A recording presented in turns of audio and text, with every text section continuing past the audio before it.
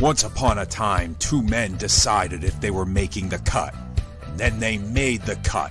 And now JT and Aaron are talking everything from wrestling to pop culture and beyond, because it's no holds barred. Will you back down, turn and run, or stand up with the best? When you're back to the wall, what will your answer be? Will you run for the door? Will you run out on me like it's hard? It's No holds barred. We're finally here. We're finally at, the peak of my fandom.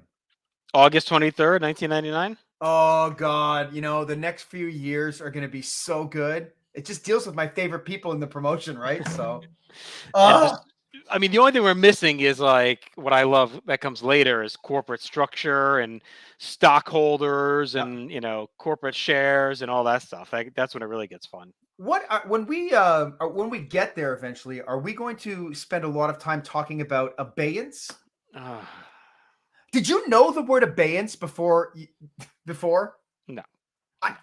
Unless Unless Gorilla Monsoon said it at some point, I definitely did not know it. No, he said vacant, and that's how I learned the word vacant also in 1988. Oh, yeah. A lot of words. My whole vocabulary as a kid was Gorilla Monsoon driven. Did you ever think it was intense and purpose? Yeah, for all intents and purpose. Because of monsoon. Well, no, he said intensive purpose. It really is intensive, intent and purpose. And I remember in high school, I said it. I was like, for all intensive purposes. And then my buddy Joe started saying it. And then he said it one day, like at lunch, and he just got destroyed. Like, what are you, a fucking idiot? It's intent and purpose. I'm like, he's like, no, it's intent and purpose. And he wasn't even a wrestling fan. He just got it from me saying it. I was like, making fun of Monsoon. I ain't making fun of saying it from Gorilla Monsoon all the time. Well, that's what you thought it was. You weren't making fun of him. You legitimately thought I thought that was it. So he started saying it, and then he got ragged, and then we both stopped saying it. And then I went back to saying it. Anyway, here on No Holds Barred, we're here every Saturday. 3 weekends a month, we are delivering this project, greatest WWE title change ever. We're going through every single one. Yep. And 1 week a month, we're building all-time pay-per-view cards. So that's right. We'll be back soon with, what are we up to? September, October? Somewhere in there. Whatever. I don't know when this is airing. Who knows? Who knows? Could be any time. But in these matches, we rank them in 5 categories, which we have been doing so far. The 5 categories being match quality, significance, the moment, the build, and aftermath. We each give a score out of 10 because there's 5 categories, and 2 of us, that gives us a nice round score out of 100. It does. And we're watching every title change in order, chronologically. Yep. And tonight we are on the August 23rd, 1999 Monday Night Raw. Triple H challenging Mankind, who won it the night before. We covered our last episode where he beat Triple H and Steve Austin at SummerSlam with the body rules, my rules of the highway. And tonight we're going to watch the follow-up to that episode. So we're paused on the clock. We are I am at 121.26. If you're on the Netherlands Antilles network, what are you at? 121.06. Okay, I'm actually at 121.28. How did they lose 22 seconds? What did they cut? I don't know. It's a mystery, like evolution. All right, let's get started in 3, 2, 1, play.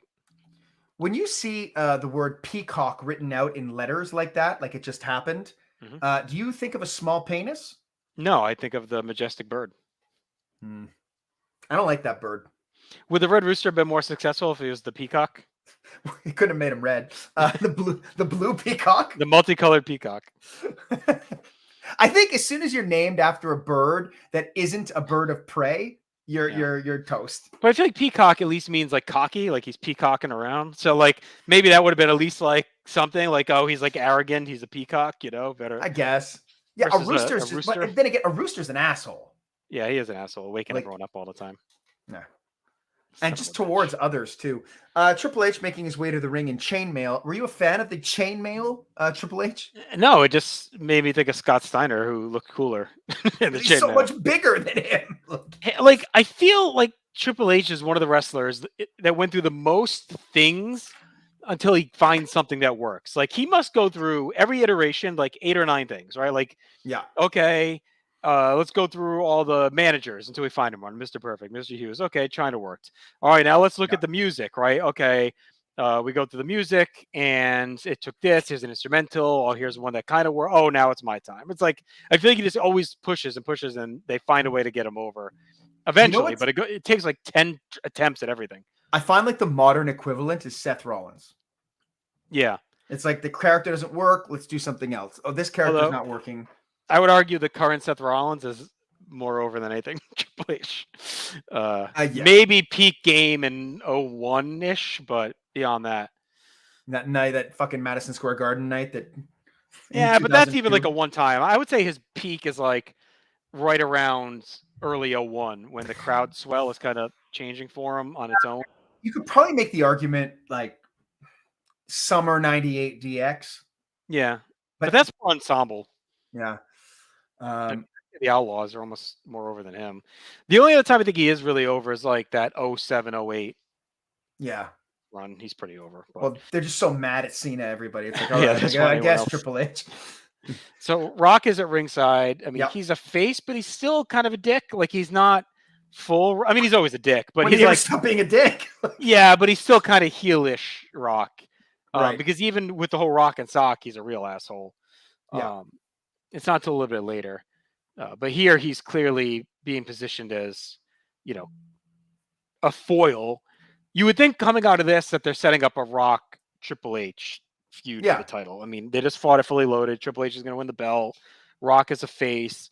You would assume that's the collision path for Mania, right? Coming out of here at some point. Yeah. Well, and probably what they should have done Mania that year. I think they probably would have. I mean, Survivor Series, they end up going with the triple threat of the legends, right? Yeah. But then Austin gets too hurt. So, I mean, we'll talk about, I guess we'll say that when we're going to get there. But 99. So this is a shit show. So Shane is back as ref. He got hosed the night before. Yeah. Jesse threw him out. Why is he wearing those pants with that one stripe on the hip? How many pairs of like wind pants do you think Shane owned? All of them. He's going to have like 1 million pairs. Yeah. So this has been all Foley. He's just like came in as a wrecking ball and has just dominated. Yeah. Which very world champion looking with the sweatpants. The sock on his hand. Like, it's so funny how we beloved Mick Foley, right? Like, he's this beloved figure, and I love him too. But, like, showing this to, like, a non-wrestling fan is the kind of thing that makes them hate it more. Sometimes. Well, if you showed him and Triple H, you're non-fan, you're like, which one of these guys is the world champion? Everyone's picking Triple H. I mean, it's not even a question when you look at him. Yeah, so, and it gets better. I mean, like, when they fight in January, like, it looks legit. But here with the sweatpants and the sock on his hand, like it's too much. It's too much explanation. It's like, okay, well, what you need to know is here we go, all the way back. Yeah, Vince McMahon had his leg broken. So China came in. Yeah, that backfired. Foley got the double arm. Shane is knocked out. Earl Hebner came in, but Hunter kicks out. So like, we are like hypercharged into this match. Like we are into the final stretch as soon as it started. Like there was no heat segment. There was no real shine. It was like we are into the closing stage immediately. Yeah. Is Hebner going to do the slow count at the end, despite sustaining no damage? The China's super annoying in this time period too, not as a character, but like as the presentation where as a human being. Yeah, no, I like her as a human being, but she's still like a heel with Hunter, but she's a face in the feud with Jericho. Yeah. And like and a face with the DX stuff, but she's kind of with Billy Gunn fighting for the name. It's like they didn't really know what to do with her. Like I think they wanted her to be kind of that role model, badass female, but then they wanted her with Triple H still for a bit. So it's Triple H needed her. I think it's that. Yeah. Like I think he wasn't there yet. I think Triple H is kind of. I think China's trajectory is fine. It's just the Triple H stuff. He's always needed someone. When has he ever been successful on his own? I mean, look, making it to the WWF and getting matches is successful, but as a character, as a main event level character, it takes China to finally get him over in '97. Yeah, he's got her until DX. Then he got DX Stephanie. Carries him for a while. Yeah. You know, Sean carries him for a while, and then the new DX carries him for a while. Then he turns heel. He gets China back again. Yeah. Then Shane turns and Shane. Yeah, he's got Vince. He's got Shane. He's got Stephanie. Eventually, we'll get to Stephanie. He's got Vince and Shane. China leaves. They put DX back with him right away because he can't be alone. He gets X-Pac and the Outlaws back with him. Mm-hmm. Then he gets Stephanie. He's got Stephanie for a while. Then he gets Austin. Right. Then he gets the corporation. Right, as part of it. He gets the 2-man power trip. Then he comes back. I guess he's kind of on his own for a bit, but then he's almost immediately with Flair by the end of Yeah. 02. He's And with then, Shawn for like a few weeks. Then he turns on Shawn. Then he's with Flair a month later. Then Then he's with Evolution forever, right? Yeah. Then he comes back, and yeah, it's probably that 07, it's 06. He's back with DX again with Shawn. Yeah. Then he gets hurt, and then yeah, it's probably that 07, 08. And then he's back with Shawn in 09 again. Yeah. It's like he really is that 1 year of 07, 08 where he's And then every time he wrestles now, he's got somebody. right. Yeah. But it's like we've talked about this before, I'm sure. I think the most egregious thing one of the most egregious things I've seen him do is when he has to fight Brock and Shawn Michaels has to be the damsel in distress. Right. Like cowering and running from Brock Lesnar because he's so scared. And Triple H even there, he's got Shawn with him to help. Like, I mean, even the whole Undertaker feud is predicated on the Shawn stuff too. Yeah, it is. Yeah, it's all. And then right up until even the most recent Saudi and Australia stuff where he fights Undertaker, etc. Like he's got Shawn back with him there. Yeah. Now, I will say, I remember during his 2016 World Title run, which sounds insane to say right now. We'll cover it eventually. But Stephanie being exceptional during that run in terms of the character. Like, that she wasn't at this point. You know, I found she was annoying at this point, but good. Mm-hmm. Like, it's like now, as a heel manager, if she didn't talk as much, I think she's actually pretty solid.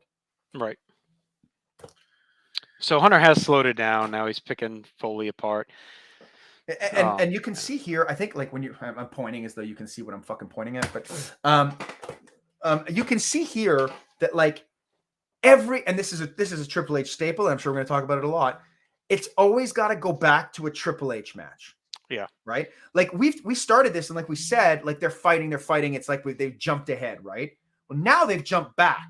Yep. Now he's like working the knee. He's doing his knee stuff, slow punches in the corner, like. And we're not at a point where he should be exhausted.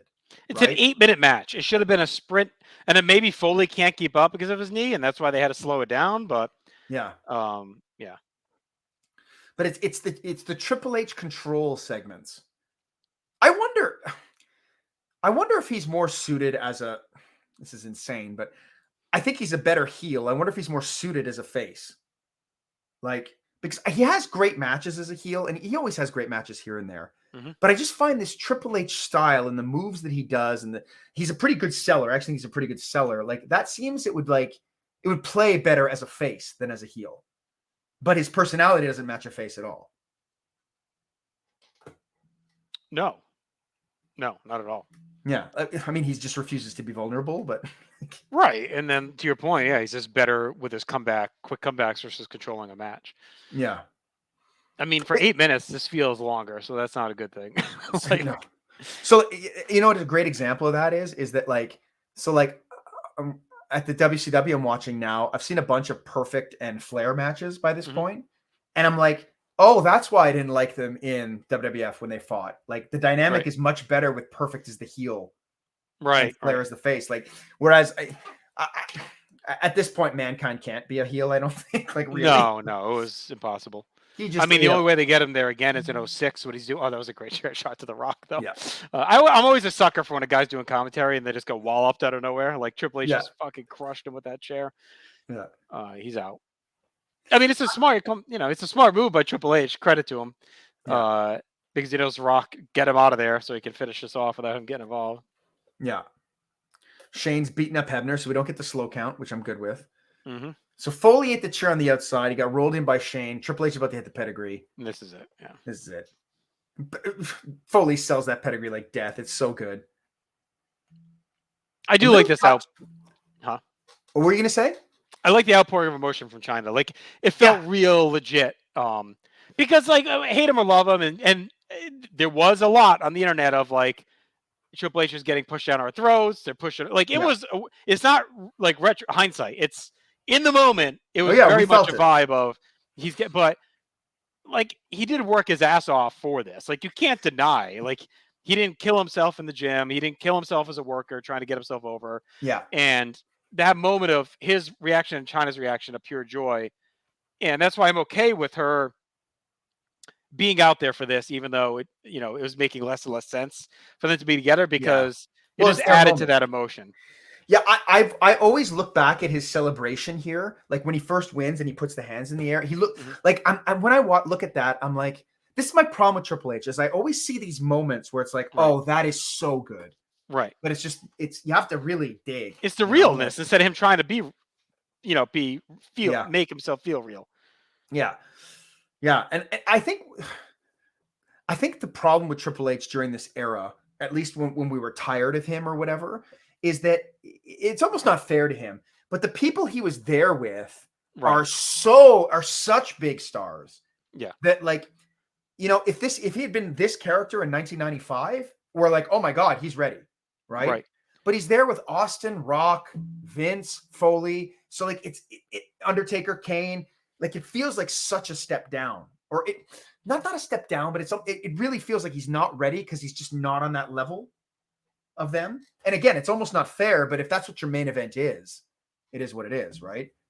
It almost feels like those great teams, basketball teams in the 90s, right? Like it was just bad luck that Karl Malone and John Stockton and Sean Kemp and Gary Payton and David Robinson, like they all played, Patrick Ewing, right? They all played when the best player in history was dominant in that stretch, right? So It's like Hakeem is the only guy who got kind of lucky he didn't get lucky. They were awesome teams. Jordan went away. Right. He's the guy that took advantage, right? And none of the other ones could.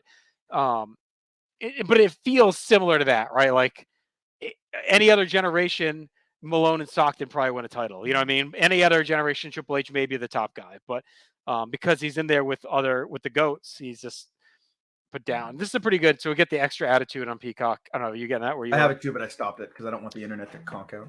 All right. It was pretty good. It was just Hunter came back to attack Foley again, but Rock recovered, crushed Triple H, hit rock bottom Shane, and then dropped the people's elbow on both of them. So, all right, let's get to our categories. See where this one stacks up. So for me, look, match quality, I'm going to go with like a gentleman's 2.5, which equates to 5. Yeah, that's fine. I mean, it was all right. It was fine for what it was. It was fine. That's fine. It didn't like for me, like, and if I haven't mentioned this in a while, for me, like, I know you do it on War, but for me, 2.5 is replacement level, right? It's like, oh, okay, it didn't hurt the show, didn't help the show. It was something that happened, didn't push me one way or the other. Right. Okay, for significance, I think I'm going to go a 4. I think his first title reign is significant. I don't think it's that significant based on what's about to happen. I know that's more in Aftermath, but yeah, it's always that tough balance between Aftermath and significance. It's like, yeah, what does the moment mean? I think it finally gets him to that level of being a main event level guy, a world champion. It establishes him as such. He was kind of a choker a little bit before that, right? And this was they needed to just do it and pull the trigger, and they didn't wait too much longer after SummerSlam. They just did it. And it really sets up the fall. Like, I know we bounce the belts back and forth a little bit more, but it sets him up as the top heel player through the fall, which features Austin getting hurt, features Vince and that whole thing, features Stephanie. Like the corporation is born out of him becoming a main event level guy. So I'm not going to go much higher than you. I think it's like a 5. It's like mid-tier importance, but I still think it's like an important reign. I think, well, I don't know if it's an important reign. I think important win, I should say. I could get to that, because I think I'm going to say kind of the same thing I did when we talked about Foley winning the belt, in that it's not the win here that makes him the main eventer. Like I know that's what makes him a champion or a former champion, right? But I think until he beats Foley, I think Foley, maybe Big Show. Right. I could give it there because it was Stephanie at that point, and I think that's the package that actually made him a main event act. I don't think he's a main event act here yet. I think he can main event a Raw, but I don't think on his own. Like my definition for main event act is kind of like if you were to take him and have him fight the Road Dogg, right? It's not a main event, right? If The Rock fights the Road Dogg, it's a main event. If Stone Cold Steve Austin fights the Road Dogg, it's a main event. Or it could be anyway, right? So and maybe that's unfair, but it's like, for me, for a guy to be completely made, it's like, we have to look at the main event, that the value that he is bringing to the main event alone, and he's allowed to bring it back. And I think it kind of plays out that until he fights Foley, he doesn't fight anybody on pay-per-view without Rock or Austin there, right? Yeah, but I mean, he fights Vince at Armageddon. I mean, does that count? Sure. Maybe, but yeah, that probably is part of it, right? Right. Yeah. Yeah. So, I mean, again, I don't know if it's his fault. Like, why would they put him with anyone else? I don't think they put him with Rock or Austin. I mean, he's with Big Show as far as I know. Rock's in there too, but Sure. I'm anyway. not saying that they don't put him with him is a problem or Right. anything. I think it's fine that the path they take. What I'm saying is, for me, he's not a main event act yet. Right. And until he's able to sustain the main events until his star power can sustain a main event almost on its own, I don't think he's a main event act yet. Right. Like Hogan can fight anybody and it's the main event, right? Yeah. Even Haku. All right, let's get to our next category here. So I went 5, you went 4 insignificant. For a moment, I'm going to go 6. It's his first win. They go on Raw. It's a rare. I mean, title changes are still kind of rare on Raw. Like if we look back, we don't have many, right? Yeah. But I'm going to give it that bump for the emotion from China, the emotion from Hunter. I'm watching all this post stuff. I know it didn't air on TV, so I can't really count it. But Rock getting pasted with the chair, and like, and I just felt like. It felt like the culmination of a long climb for him, and it was kind of cool. And again, I just that one face from China is worth like a point for me to bump it up. Right. Yeah, she's legitimately happy, and it's funny because like that's like in that moment, it's almost sad, but in that moment, you can tell that they're in love. Right. Like it's like you can tell she loves him because like she's not faking there. Like that's legit. Like no, it was this was like my dude like did it. Like good for him. Yeah, he made it. And I hope he credits her. And not that he has to come out and say it, you know what I mean? Right. But I hope that somewhere down in a private conversation with her, he was like, you know what? I probably couldn't have done this without you. Right. And that's why I'm going to cheat on you with the boss star. Well, yeah. At some point, you just got to make the move. I guess. I mean, it is the business move, right? All right. I'm going to go 5 for the moment. All the same reasons you did. I just don't. It doesn't strike me as an incredible moment, but I do love that celebration. Right. For the build, I'm at a 4. I think this build, it's strange, this one, because it's like you kind of have to factor in the Survivor Series build too. Like this is almost like Survivor Series Part 2. Yeah. Right. Because if not Survivor Series, excuse me, SummerSlam. Yeah. Because if not, then the build is one night and then it's a 0. Right. But I think it's the culmination of the Survivor Series, but it's the culmination of his push, regardless of what you think of terms of if it was pushed down your throat or not. It was done. It was done in an intelligent way. It wasn't done in the JBL way where it's like, oh, or Jinder Mahal, where it's like, oh no, he's a main eventer now. No, like he built his way up. He beat The Rock. So I'm at a 4 for build. I'm going to go 3. I counted the SummerSlam build, but at the end of the day, I wasn't the biggest fan of like the way they ended up going about it with Foley winning the night. We talked about this a lot in our last episode. Foley winning for what? For the Jesse doesn't even barely raise his hand. Like Hunter crowning at SummerSlam could have still beat Foley. Could have still had Shane involved. You could have done all the same stuff. So to me, that ends up actually detracting away from the SummerSlam build with the one night. And we didn't watch this whole episode. I don't remember exactly how they landed on this rematch, but I'm sure it was the chicanery from Shane. So, of course it was. Yeah, there's not too much to it. Aftermath, the title reign only lasts 2 weeks. Yeah, that's it. So what can you really do in that 2 weeks? Nothing. I mean, there's not much to it. Like, again, I guess it depends if you want to extrapolate out past that, but that's for another reign. So for this, it's really he wins, and then they get the belt off him 2 weeks later and try and gimmick it up. I think the plan was obviously for him, to win it right back the week after, but it's like, okay, like why? I guess just to give Vince the moment and the shock on SmackDown to make SmackDown a viable show, I guess would be when is the first SmackDown? It was the 26th. I think it's this week. Okay, so I mean, look, if nothing else though, like, and I don't know if this changed, it doesn't change anything for me, but you do get that title defense against The Rock on that first episode with Shawn, right, and his penis hanging out. Yeah, I don't know if Tim can confirm along the way, but I think it was the 26th, and I think the Vince, versus Triple H match is like just a couple weeks later because it's a week right before Armageddon. I mean, Unforgiven, and like he doesn't defend the next week on Raw. The week after that, he fights Mr. Ass for 7 minutes. Right. So September 13th was the night before he loses it to Vince. He fights Steve Austin by DQ in 3 minutes. So I'm sure it was nothing. right. Yeah. So There the you go. first You're right. SmackDown was the 26th. Yeah. All right. Okay, so yes, you do get that title defense. I guess that actually might be a pretty decent reason to do it, right? Because yeah. it's better to have Triple H defending against The Rock than have The Rock Foley, or Foley defending against The Rock, right? At this point. All right. I'll bump it up a notch on that to the 3, just for that title defense. You're right. With Sean as the ref, Sean turns and then leaves again. His million turns during this time period and then vanishing. All right. So I guess this smashed through a car window at one point. that was earlier. That was December '98. That was on the January 4th Raw. That was the Foley Foley Rock Raw. All right, so we're at a total score of 43 on this one, Aaron. Where does that put us? Well, it's actually pretty interesting because it ties us with another match, Bob Backlund versus the superstar Billy Graham from in the 70s. And we tie break based on significance total score, right? Yeah. Oh, shit. Yeah. No, okay. So so we're good. So it's below that because it like just sneaks by though. Yeah, it barely. Yeah. And then it would have been tied with Mankind Rock from Halftime Heat and Austin Taker from Raw that we just talked about. If I hadn't bumped that extra point at the end there.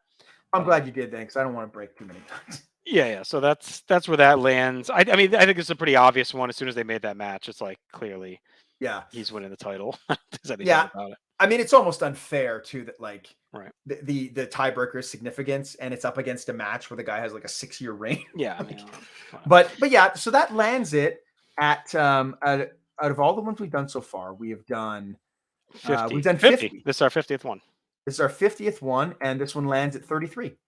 Okay. So not bad. It's top 2/3, I guess. So whatever, as the throwaway match goes. Do you want to quickly go over our top 10 before we wrap it up? I think we definitely should, because that's what we do here. So when we are looking at the top 10, number 10, still hanging on, with 71 points. So it finished with 43 points. So you can see how far it is out of number 10, which is 71 points. And that's The Rock defeating Mankind at the 1998 Survivor Series. Number 9 is Randy Savage defeating Ric Flair at WrestleMania 8 with 72 points. Number 8, Mankind defeating The Rock, 72 points. This is the beginning of this year, January 4th, the butts in the seats match. Mm-hmm. And we gave the edge on significance. Number 7, Steve Austin defeats The Rock at WrestleMania 15 with 73 points. Number 6, Andre the Giant defeats Hulk Hogan, 75 points from the main event. Number 5, Hulk Hogan over the Iron Sheik, 76 points. That was in January of 84. Yeah. Number 4, Ric Flair winning the 1992 Royal Rumble with 78 points. Number 3, we make the big jump to our top 3. Bret Hart defeats The Undertaker, SummerSlam 1997 with 90 points. Yeah, just a little bit above that at 93 points. Steve Austin defeating Shawn Michaels to usher in the Austin era. And then number 1 title change of all time, Shawn Michaels over Bret Hart, Survivor Series 1997 with 94 points. And we'll see if that's touchable or if that's the peak. We will get there. Yeah. All right. We'll be back soon. Let me look at our schedule quick. I don't know if it's next week or 2 weeks. Let me just check. Every week, we'll be back. Every week. We'll be back next week. And I should clarify, the September Build a Card is live. That was last week. So next week we'll be back. We'll be doing the 9/14/99 SmackDown. That's Vince McMahon versus Triple H for the world title. So we'll cover that next weekend. Be sure to check out everything at the North South Connection. Subscribe to us on YouTube. You can watch this in video, but it's also on audio on any podcast app. And we have audio-only content. We have video-only content. So just subscribe to everything and follow us on social media. You'll never miss a thing. The Dookie's been dropped. We'll talk to you next weekend here on No Holds Barred. Bye, jackass.